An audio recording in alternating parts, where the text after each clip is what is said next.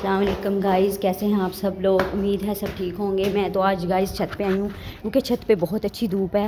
میں نے کہا کیوں نہ بچوں کو لے کے جا کے دھوپ میں بیٹھا جائے، اور میں نے بلینکٹ دھویا تھا، میں نے کہا چھت پہ بلینکٹ بھی پھیلا دیتی ہوں تاکہ وہ خشک ہو جائے، اور کپڑے بھی دھوئے تھے اور میں نے چارپائی پہ اکٹھے کر کے رکھ دیے ہیں تاکہ میں جاتی دفعہ چھت سے نیچے جاؤں گی تو لے جاؤں گی۔ میں تو اپنی ظہر کی نماز پڑھ کے اپنا فارغ ہو کے آ گئی ہوں۔ امید ہے آپ سب نے بھی نماز پڑھ لی ہوگی اور میں نے بھی نماز پڑھ لی ہے۔ اب میرے بچے فن کر رہے ہیں، کھیل رہے ہیں گیمز، کیونکہ بچوں کو ایسی ایکٹیویٹیز کروانی چاہیے جس سے بچے کھیلیں اور بھاگ دوڑ سے کھیلیں، اس سے ان کی گروتھ بھی ہوتی ہے اور ان کو بھوک بھی لگتی ہے۔ آج کل کے بچے بیٹھ کے کھیلنا پسند کرتے ہیں، موبائل دیکھتے رہتے ہیں، جو کہ ان کے لیے بالکل بھی ٹھیک نہیں۔ گائز میری چھت سے ایروپلین گزر رہا ہے کیونکہ ہمارا گھر ایئرپورٹ کے پاس ہے، تو جب جہاز وغیرہ گزرتے ہیں تو ایسی آواز آتی ہے جیسے بہت ہمارے قریب ہے۔ اور گائز یہ میں نے اور ویسے بھی میں آپ کو بتا رہی تھی کہ گیمز بچوں کو کھلانی چاہیے، نہیں تو بچوں کو جب اسکول سے چھٹیاں ہو جائیں تو پھر وہ یہی ان کا کام ہوتا ہے کہ وہ چاہتے ہیں کہ ہم موبائل دیکھیں بس، اور موبائل دیکھتے رہیں اور اس طرح سے بیٹھ کے وہ کھیل کھیلیں جس میں بیٹھیں وہ۔ تو یہ ہے گائز یہ ہمارے گھر کا باہر کا سارا آپ کو میں دکھا رہی ہوں۔ یہ ہمارے ادھر لگا ہوا ہے ٹیلی نور کا، ادھر پر سگنل پھر بھی نہیں آتے۔ اور یہ دیکھیں آج تو دھوپ ہے، سب لوگ انجوائے چھت پہ چڑھ کے کر رہے ہیں، دھوپ سیک رہے ہیں کیونکہ اب تو گرمی آ گئی ہے تقریباً، اور اس لیے لوگ بھی چاہ رہے ہیں کہ اب جب گرمی آ ہی گئی ہے تو تھوڑی سی دھوپ ہم کر لیں۔ تو اور ویسے بھی دھوپ بچوں کے لیے بہت ضروری ہوتی ہے، ان کی ہڈیوں کو مضبوط بنانے کے لیے اور ان کی گروتھ کے لیے۔ دوائیوں سے بہتر ہوتا ہے کہ انسان اپنے بچوں کو میڈیسن سے دور رکھے اور ان کو ایسی ایکٹیویٹیز کروائے کہ جس سے وہ صحیح رہیں۔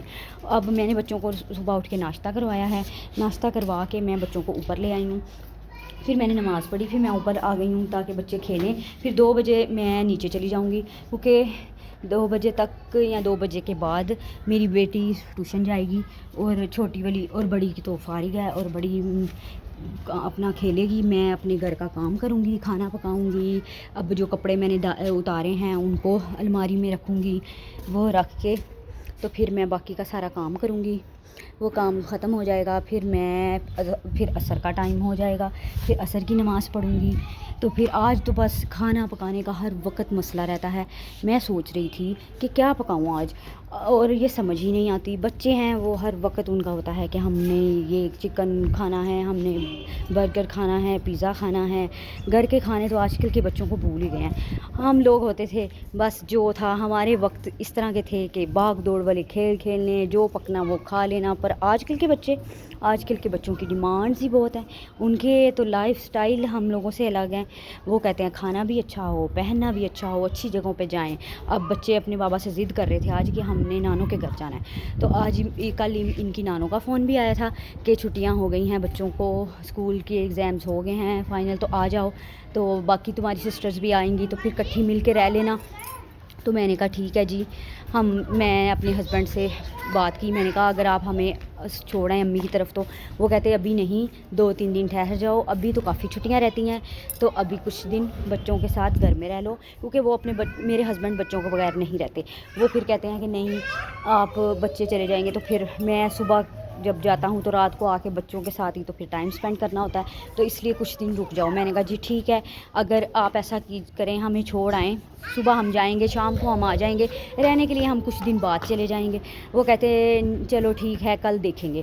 اگر گائز میں کل اپنی مدر کی طرف چلی گئی تو پھر میں آپ کو اپنی امی سے کا گھر دکھاؤں گی، اور اپنی امی کے گھر کا ولاگ بناؤں گی، پھر آپ کو دکھاؤں گی، کیونکہ اماں کی گھر کی بہاریں ہی اپنی ہیں، کیونکہ ماں باپ ایسی چیز ہے، ان کی زندگی میں ہی گھر ہوتا ہے، ان کی زندگی میں ہی آپ کے لیے وہ بچوں کا نانو گھر ہوتا ہے، بچوں کے نام سے یہی ہوتا ہے نانو گھر جانا ہے، اور نانو گھر جا کے بچے جتنا انجوائے کرتے ہیں اور نانوں کے لاڈ پیار سے بچے جتنا خوش ہوتے ہیں وہی ہے۔ اس لیے میری دعا ہے کہ اللہ تعالیٰ سب کے ماں باپ کو ان کے سر پہ سلامت رکھے اور ان کو صحت تندرستی سے ان کے ماں باپ کو زندگی دے۔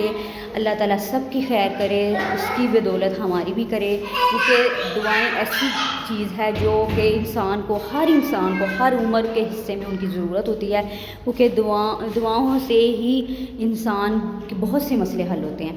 اس لیے انسان کو اپنی زبان اور اپنا لہجہ ایسا رکھنا چاہیے کہ اس سے کسی کو تکلیف نہ ہو، کیونکہ آج کل کے لوگ ایسے ہیں کہ وہ اس چیز کو سمجھتے ہی نہیں، انہوں نے منہ سے ایسے الفاظ نکال دینے ہوتے ہیں جس سے انسان کو تکلیف ہو۔